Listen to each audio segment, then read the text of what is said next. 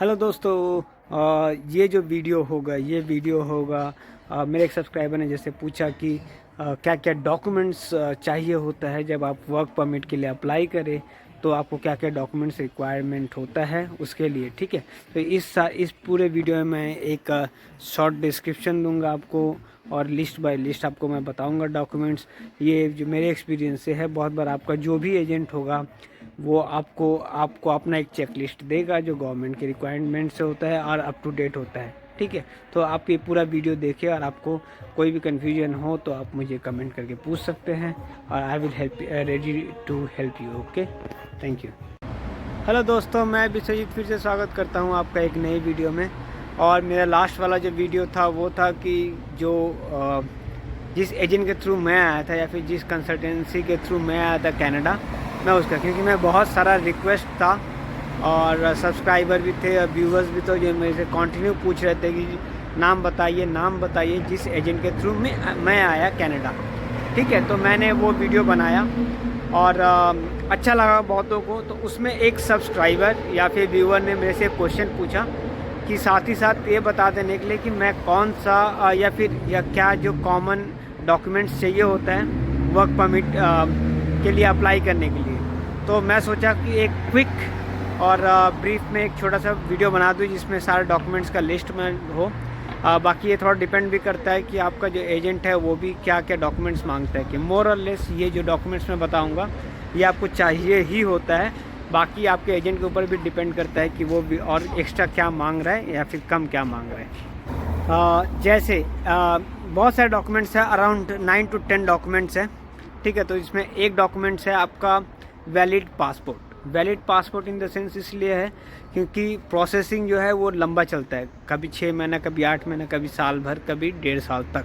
ठीक है, मोर और लेस जो भी होता है। तो आदमी इसलिए जो आपका एजेंट होगा वो ज़रूर आपसे बोलेगा कि कम से कम 2 से 3 साल का आपका पासपोर्ट वैलिड हो, तो उनको भी समय मिल जाता है और आपको भी ऐसा ना हो कि आपका वीज़ा के समय आते आते आपका पासपोर्ट वैलिडिटी ख़त्म हो जाए। तो फिर क्या होगा, फिर से शायद कंटिन्यू ना करना पड़े या फिर से स्टार्ट ओवर ना करना पड़े। ठीक है, तो इसलिए क्या, वैलिड पासपोर्ट। उसके बाद आपका resume up to date resume Canadian style में, कनेडियन फॉर्मेट में, क्योंकि सब जगह का एक फॉर्मेट होता है। मोर और लेस जो होता है फॉर्मेट, वो फॉर्मेट आपको फॉलो करना पड़ेगा। ठीक है, जो कनेडियन, उसमें क्या होता है कि एक साइड में आपका नॉर्मल जो पर्सनल डिटेल्स होता है या फिर इंफॉर्मेशन जो होता है आपका, जैसे आपसे कोई कांटेक्ट करना चाहे, कॉन्टैक्ट इन्फॉर्मेशन, और आपका राइट हैंड साइड में मोस्टली जो होता है वो आपका नाम और आपका वर्क एक्सपीरियंस होता है, आपका क्या पॉजिटिव वो है, स्ट्रॉन्ग पॉइंट क्या है आपका अपना डिस्क्रिप्शन। ठीक है, तो क्या हुआ, पहला हो गया पासपोर्ट, वैलिड पासपोर्ट। सेकंड हो गया आपका रेज्यूमे। थर्ड हो गया आपका जॉब लेटर हो गया, या फिर अपॉइंटमेंट लेटर या फिर ऑफ़र लेटर जो आपका करेंट एम्प्लॉयर जो आपको देगा। साथ में आपका प्रीवियस एम्प्लॉयर भी आपको एक जो एम्प्लॉयमेंट लेटर देता है ना, जिसके थ्रू आप काम पे लगते हैं, जिसमें आपका ओवरऑल इन्फॉर्मेशन होता है कि आप जॉब में क्या करेंगे, आपका ड्यूटीज़ एंड रिस्पॉन्सिबिलिटीज़ क्या है, ये सारा कुछ जो इन्फॉर्मेशन होता है, आपका सैलरी क्या है, तो ये सब। ठीक है, इसके बाद आपको चाहिए, आपका ये 3 हो गया। चौथा चाहिए आपको सैलरी स्लिप। तो चौथा आपको क्या चाहिए, सैलरी स्लिप। मोस्टली 3 से 6 महीना तक का वो आपको लास्ट सैलरी स्लिप मांगेंगे। बहुत बार ऐसा हुआ कि वो आपका प्रीवियस कंपनी का भी सैलरी स्लिप मांगे, जैसा कि मेरे से मांगा था। मैं करंट का एम्प्लॉयर का और मेरे प्रीवियस एम्प्लॉयर का भी 3 से 6 महीने का, जितना ज़्यादा है आपका सैलरी स्लिप होगा उतना आपका जो जेन्यून एम्प्लॉयमेंट का जो प्रूफ होता है वो बढ़ जाता है। ठीक है, और वो चेक करते हैं इसलिए। ठीक है, तो क्या क्या बताया मैं, वैलिड पासपोर्ट बताया, रेज्यूमे आपका रेज्यूमे हो गया कनाडा फॉर्मेट में, फिर जॉब लेटर हो गया थर्ड, और फोर्थ हो गया आपका सैलरी स्लिप।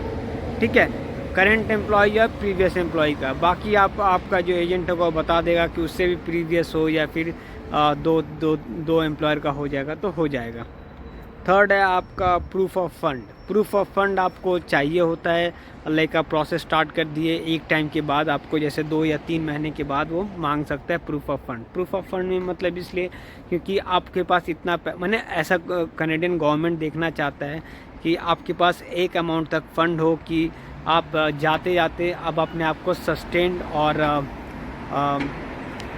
मैनेज कर पाते हैं, आपके पास पैसा कम हो तब भी। हाँ, तो मैं बाकी बता रहा था कि प्रूफ ऑफ फंड्स जो होता है, प्रूफ ऑफ फंड्स भी आपको बहुत ही इम्पोर्टेंट है, और वो एक टाइम के बाद चेक करते हैं, बहुत पहले नहीं बना के रखिएगा, क्योंकि आप सोचते हैं, मैंने नॉर्मल कोई भी सोचता है कि फटाफट करके मैं अपना जो डॉक्यूमेंट्स है सारा प्रिपेयर कर दूँ। प्रूफ ऑफ फंड जो होता है आपका लेटेस्ट चाहिए होता है, क्योंकि मैंने भी ये गलती किया था कि मैंने बनवा के रख दिया था, और जब उनको रियली रिक्वायरमेंट था तब तक वो लेट हो गया था, तो मुझे फिर से बना के देना पड़ा। तो प्रूफ ऑफ फंड्स मैं श्योर तो नहीं हूँ, मेरे टाइम पे ऑलमोस्ट ऐसा बोला गया था कि 4,000 से 4,500 5,000 तक कैनेडियन डॉलर, 4 से 5,000 तक कैनेडियन डॉलर हो तो अच्छा है आपके लिए। ठीक है, इससे क्या होता है कि ये इसलिए देखता है गवर्नमेंट कि आप अपने आप को सस्टेन कर पाएंगे कि नहीं।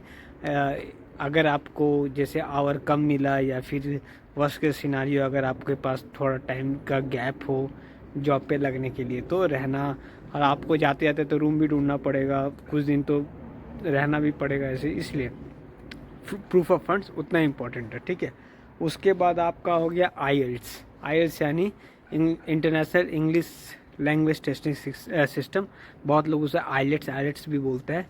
ठीक है, तो आईएल्ट्स है वो, तो आईएल्ट्स भी आपका उतना ही इम्पोर्टेंट है। तो नॉर्मल जो वर्क परमिट होता है, अगर आप कुक में आए या फिर जो नॉर्मल डिग्री ये में अगर प्रोफेशन में आए, तो आपको बहुत ज़्यादा आईएल्ट्स का रिक्वायरमेंट नहीं होता, 5.5 होता है या फिर 5 तक हो जाता है काम। ठीक है, फिर भी आपका जो एजेंट है वो आपको क्लियर बता सकता है कि आपको कितना चाहिए होता है।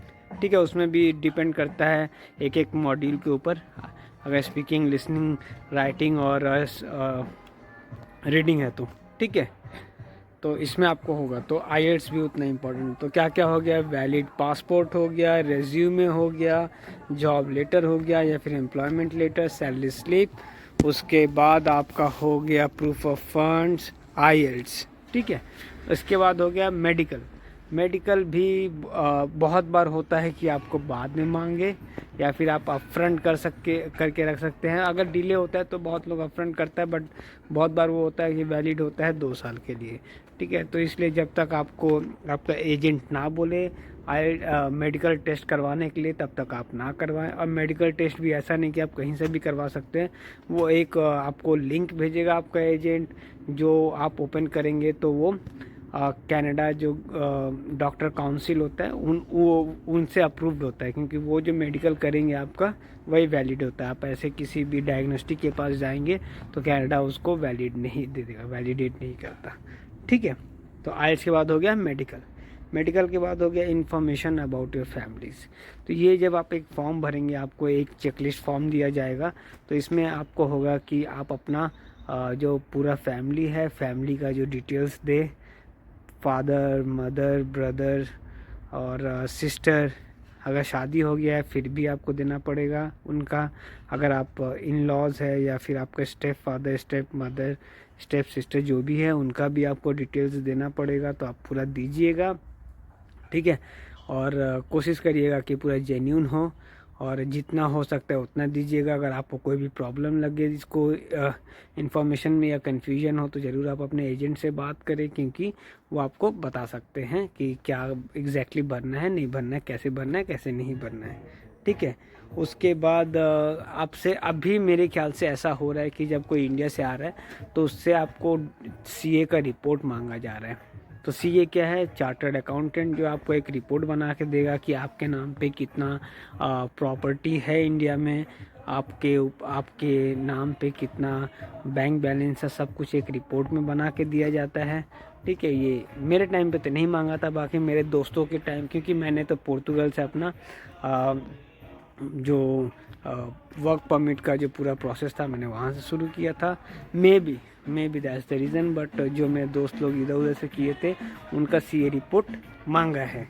ठीक है, तो एम्प्लॉयमेंट लेटर ऑलरेडी मैंने बोल दिया, और भी होता है बहुत सारा डॉक्यूमेंट्स जो आपको एजेंट मांगेगा, बट इन केस अगर नहीं मांगा तो ठीक है, मांगेगा तो और भी हो सकता है। तो मैं फिर से बता दूं क्या क्या होगा एक बार फिर से। आपका वैलिड पासपोर्ट होगा, रेज्यूमे होगा, जॉब लेटर होगा, और रेज्यूमे जो होगा कैनेडियन फॉर्मेट में होगा, जॉब लेटर होगा यानी employment letter, salary slip, proof of funds, IELTS, medical, information of a family, CA report, employment letter, ठीक है। और ये सब कोशिश करिएगा कि जितना अप टू डेट हो उतना अच्छा रहे, ठीक है। अगर इसके बाद भी अगर आपको कुछ लगता है तो प्लीज़ मेरे वीडियो को लाइक करें, सब्सक्राइब करें और शेयर ज़रूर करें। और आपको कोई भी आइडिया हो, देखिए मैं कोई भी वीडियो बनाता हूँ तो मैं फ़र्स्ट हैंड एक्सपीरियंस से ही बनाता हूँ कि जो मैंने देखा, जो मैंने किया, जो मैंने मेरे बाकी जो इन एंड अराउंड जो होता है, ठीक है। और बहुत बार पॉलिसीज़ चेंज होता है, बहुत बार गवर्नमेंट का रिक्वायरमेंट चेंज होते रहता है, अपडेट होते रहता है, तो उसके हिसाब से आपसे दूसरा कुछ भी मांगा जा सकता है एडिशनल, ठीक है। तो प्लीज़ अगर आपको ये वीडियो अच्छा लगे तो प्लीज़ लाइक करें, सब्सक्राइब करें, शेयर ज़रूर करें। Thank you.